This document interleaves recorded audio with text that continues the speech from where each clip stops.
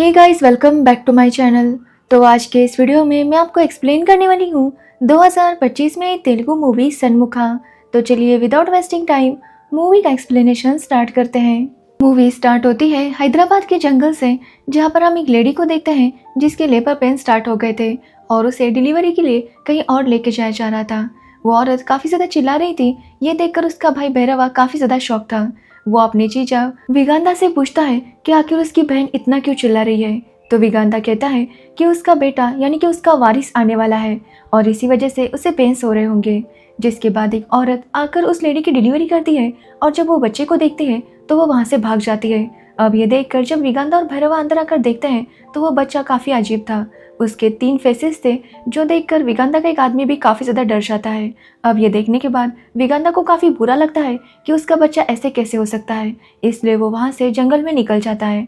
जिसके बाद कुछ साल बीत जाते हैं और हम उसी लेडी को देखते हैं जो अपने बेटे की अकेली परवरिश कर रही थी। तो वही पड़ोस के कुछ लड़के उसके बेटे को चिढ़ा रहे थे और उसे अपने साथ खेलने नहीं दे रहे थे। ये देखकर उस लेडी को काफ़ी बुरा लगता है और वो अपने बेटे को कहीं भी बाहर नहीं भेजती थी।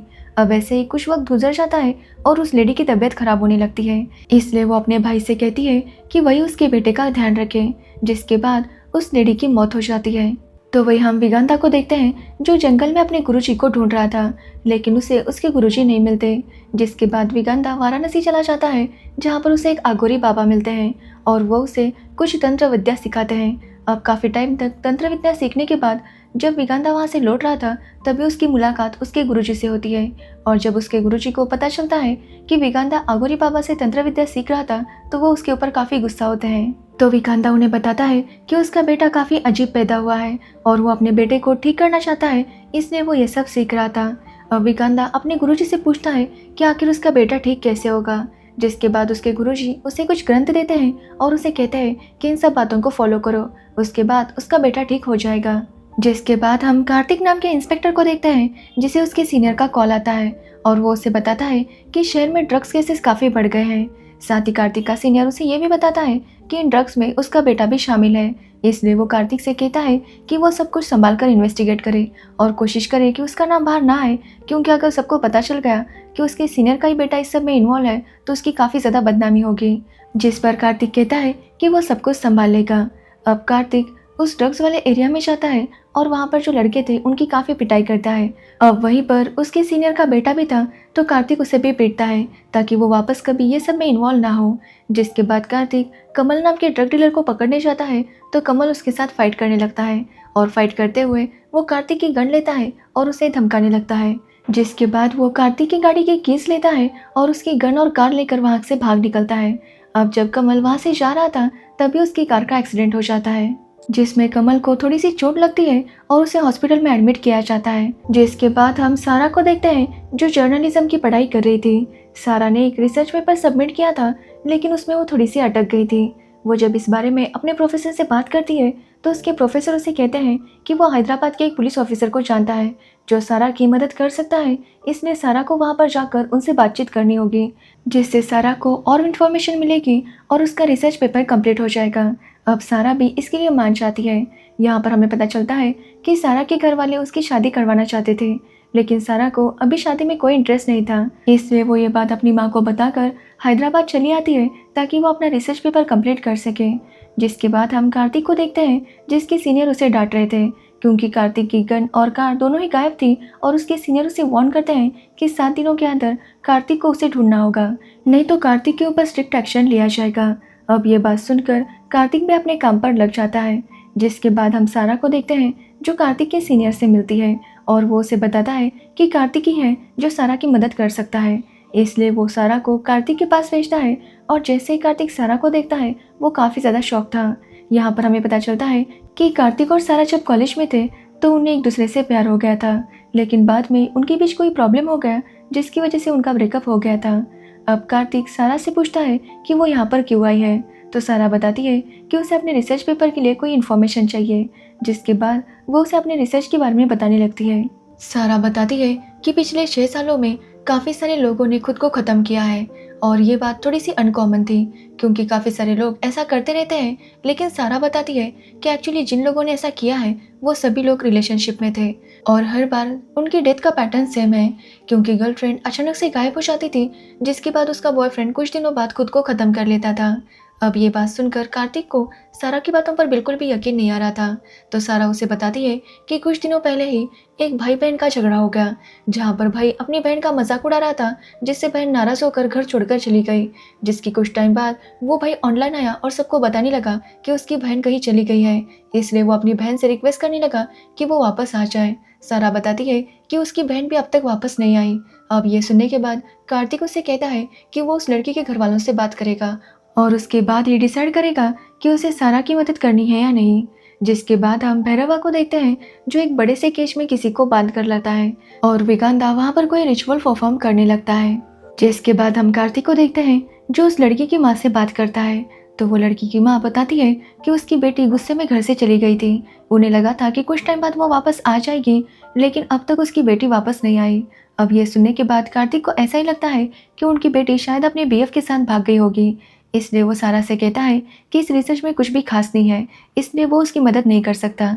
लेकिन सारा उसे समझाने की कोशिश करती है कि वो लड़की अब तक वापस नहीं आई, इसका मतलब यही है कि ज़रूर कोई प्रॉब्लम है। लेकिन कार्तिक उसकी बातों पर भरोसा नहीं कर रहा था, जिसकी वजह से सारा वहाँ से गुस्सा होकर चली जाती है। अब कार्तिक को भी ऐसा लगता है कि उसने सारा को कुछ ज़्यादा ही बोल दिया, इसलिए वो भी उसके पीछे जाने लगता है कि तभी वो देखता है कि सारा अपने मंगेतर के साथ बैठी थी, जो देखकर कार्तिक को काफ़ी बुरा लगता है क्योंकि उसे लगा था कि शायद सारा आज भी उसे पसंद करती है, क्योंकि कार्तिक आज भी सारा के लिए फील करता था। तभी कार्तिक देखता है कि एक जावेद नाम का लड़का सारा की फोटोज क्लिक कर रहा था और ये देखकर कार्तिक उसे पीटने लगता है कि तभी वहाँ पर सारा आती है और कार्तिक को डांटने लगती है कि वो इस लड़के को क्यों पीट रहा है। तो कार्तिक बताता है कि वो सारा की फ़ोटो क्लिक कर रहा था। ये देखने के बाद सारा जब उस लड़के का कैमरा चेक करती है तो उसमें उसकी कोई फ़ोटो नहीं थी। ये देखकर सारा कार्तिक को काफ़ी डांटती है कि वो बिना जाने कुछ भी करने लगता है। जिसके बाद कार्तिक सारा के ऊपर गुस्सा होता है और सारा से कहता है कि आखिर वो उसकी लाइफ में वापस आई ही क्यों, जो सुनकर सारा गुस्से से वहाँ से चली जाती है। जिसके बाद हम विगंधा और भैरवा को देखते हैं जो एक लड़की को किडनैप करके लाते हैं और कुछ रिचुअल परफॉर्म करने लगते हैं। यहाँ पर हमें पता चलता है कि विगंधा अपने बेटे को ठीक करने के लिए अलग अलग राशियों की लड़कियों को किडनैप कर रहा था और उनकी वहाँ पर बलि दे रहा था ताकि उसका बेटा खूबसूरत हो जाए। अब उसने 6 लड़कियाँ तो पकड़ ली थी जो कि अलग अलग राशि की थी, लेकिन अब उसे 7वीं राशि वाली लड़की चाहिए थी, इसलिए वो भैरवा से कहता है कि वो जल्दी से ऐसी लड़की को ढूंढे जिसकी वो राशि हो। जिसके बाद भैरवा भी काम पर लग जाता है क्योंकि उन्हें जल्दी से विगंधा के बेटे को ठीक करना था, जिसका मतलब ये था कि जो लड़की अचानक से गायब हुई थी वो अपनी मर्जी से गायब नहीं हुई थी, उन्हें इन लोगों ने किडनैप किया था ताकि वो उनकी बलि दे सके। तो वही सारा कार्तिक को कॉल करती है और उसे बताती है कि उसे और एक क्लू मिला है, जिसे देखने के बाद कार्तिक को यकीन हो जाएगा कि सारा का रिसर्च सही था, इसलिए वो कार्तिक को अपने घर पर बुलाती है।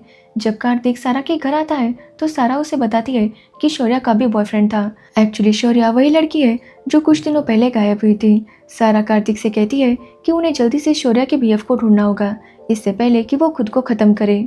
अब उन्हें पता चला था कि शौर्या का बीएफ श्रीकांत था, इसलिए वो श्रीकांत के फ्लैट पर जाते हैं। तो श्रीकांत के फ्लैट ओनर से उन्हें पता चलता है कि शौर्या श्रीकांत की नहीं बल्कि कौशिक की गर्लफ्रेंड थी।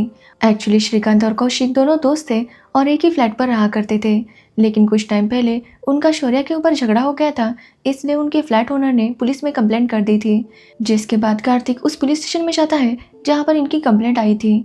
अब वहाँ जाने पर वो पुलिस ऑफिसर बताता है कि ये मैटर काफ़ी छोटा था। एक्चुअली कौशिक को लगा था कि श्रीकांत उसकी गर्लफ्रेंड के साथ ठीक से बिहेव नहीं करता और इसी बात पर उन दोनों में झगड़ा हो गया था, लेकिन वो पुलिस वाला कहता है कि उसने उन तीनों को समझा दिया था और उनका मैटर सॉल्व हो गया था। अब ये सुनने के बाद कार्तिक कौशिक से कांटेक्ट करने की कोशिश करता है, लेकिन कौशिक इंडिया में नहीं था। कौशिक के पापा बताते हैं कि कौशिक हमेशा के लिए फॉरेन चला गया है और वो कार्तिक को उसका नंबर देते हैं।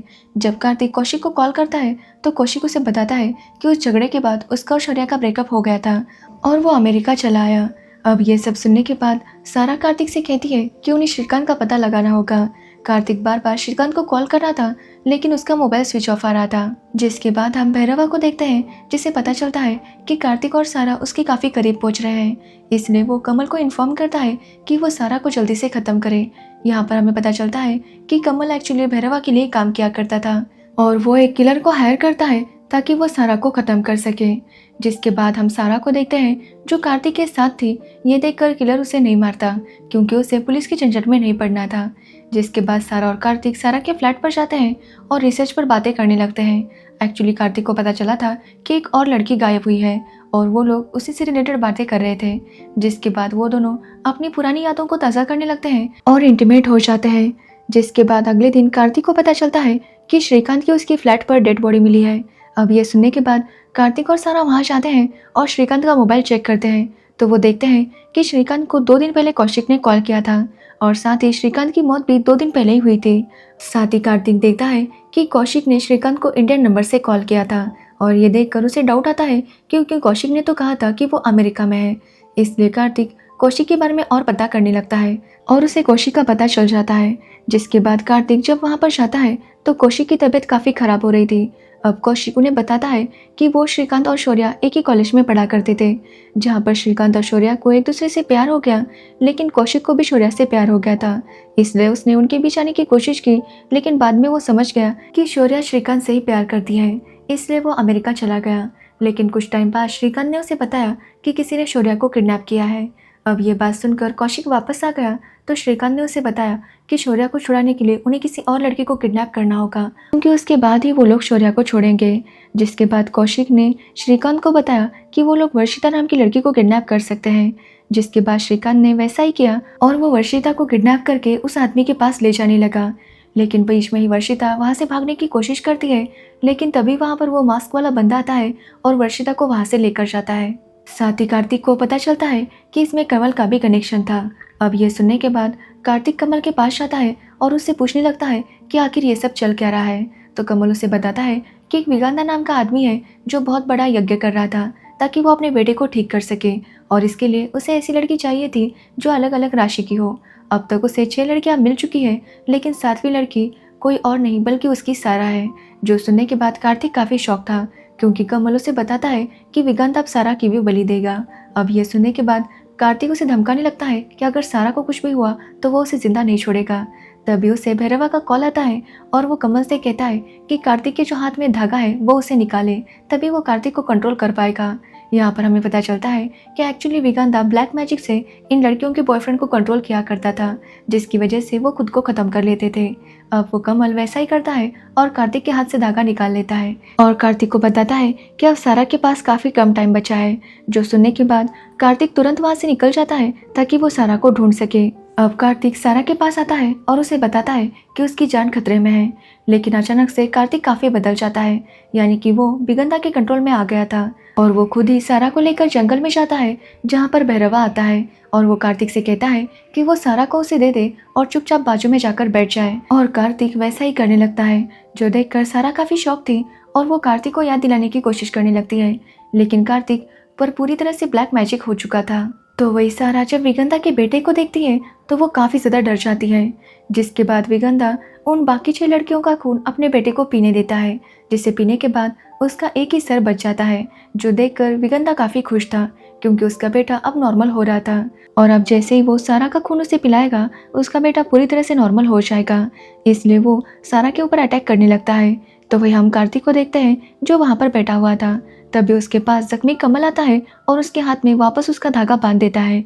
एक्चुअली भैरवा ने कमल को मारने की कोशिश की थी क्योंकि अब उसका काम कंप्लीट हो गया था और उसे कमल की ज़रूरत नहीं थी, इसलिए वो कमल को मारने की कोशिश करता है, लेकिन कमल किसी तरह से बच जाता है। जिसके बाद कमल आकर कार्तिक को उसका धागा बांधता है और जैसे ही विगंधा सारा के ऊपर अटैक करने वाला था, कार्तिक बीच में आकर उसके साथ फाइट करने लगता है।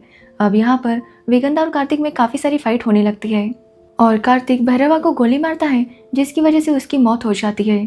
तो वही विगंधा कार्तिक से कहता है कि उसने अपना सारा ब्लैक मैजिक कंप्लीट कर लिया था, लेकिन कार्तिक की वजह से सब कुछ बर्बाद हो रहा था। इसलिए विगंधा फाइट करते हुए कार्तिक के हाथ से वो धागा निकलता है, जिसकी वजह से कार्तिक फिर से उसके वश में चला जाता है। साथ ही वो बाकी 6 लड़कियां भी विगंता के वश में थी, इसलिए वो उनसे कहता है कि वो जाकर कार्तिक पर हमला करे और वो लड़कियां उसके ऊपर हमला करने लगती है। तो वही हम सारा को देखते हैं जिसके ऊपर विगंता अटैक करता है और उसका थोड़ा सा खून निकलता है। लेकिन जैसे ही वो अपने बेटे पर उसका खून डालने वाला था, वो खून गलती से कार्तिक पर गिर जाता है, जिसकी वजह से कार्तिक ब्लैक मैजिक से बाहर आता है और वो फिर से विगंता के साथ फाइट करने लगता है। साथ ही कार्तिक विगंता से कहता है कि अगर उसके बच्चे में कोई प्रॉब्लम है तो इसका मतलब ये नहीं है कि वो बाकी लोगों को मारकर अपने बेटे को ठीक करे। वैसे भी कितने सारे बच्चों में कोई ना कोई प्रॉब्लम होता है, लेकिन इसका मतलब ये नहीं है कि उनके पेरेंट्स दूसरों को मारकर अपने बच्चों को ठीक करें। ये बोलकर कार्तिक आखिरकार विगंता को मार देता है, जिसके बाद हम विगंता के बेटे को देखते हैं जो सारा से कहता है कि जब से उसका जन्म हुआ है तब से कुछ ना कुछ बुरा ही हो रहा है। उसने पहले अपनी माँ को खोया, उसके बाद अपने मामा को और अपने पिता को भी, इसलिए वो कहता है कि अब उसे जीने की कोई इच्छा नहीं है। ये बोलकर वो खुद को ख़त्म कर लेता है और यहीं पर ये मूवी एंड हो जाती है। तो ये थी षणमुखा मूवी की स्टोरी। अगर आपको इस मूवी की स्टोरी और मेरा एक्सप्लेनेशन पसंद आया हो तो वीडियो को लाइक कमेंट शेयर ज़रूर करना और मेरे चैनल को सब्सक्राइब करना बिल्कुल मत भूलना। Thanks for watching video.